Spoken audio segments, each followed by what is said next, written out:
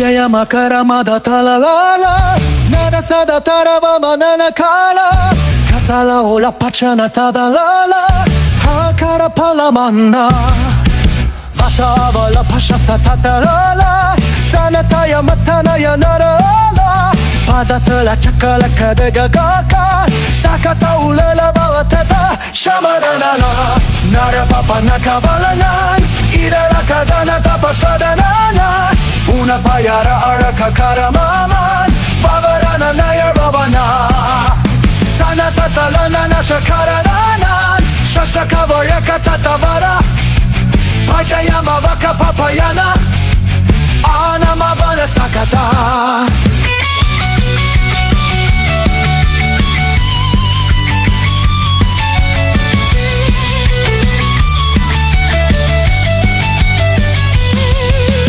Malaya ulaka kaya vatapama Vavatata vatata udanarana Yeranata shama pala hiranana Vavarana oravana yarava Tayana sapaka pata talarana Sakaravarama varatatanana Karamana tarasanka kalalana Charara pasata tankanana Shamanana Narapapa nakavalanan Irala kardana tapaswadanana Una payara araka karamama Vavarana nayar vavaya Tanatatanana nashakaralana Shashakavaraka tatavana Pajayama vaka papayana Anamavana sakatana Ulalora kakama payala adaka Una avaya uyara vatanana Ovavara parama unana mana Mama tapavata vala maya kakama Shashaka unana nama pakararana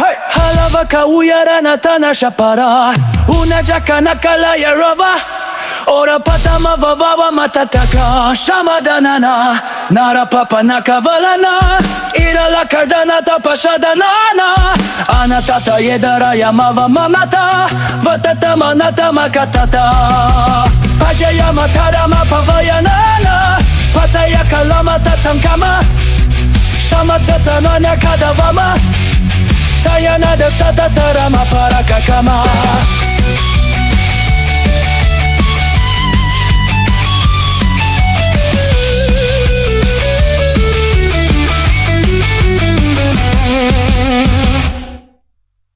ஒரு தந்தையின் வாக்குறுதி. காலை பொழுது.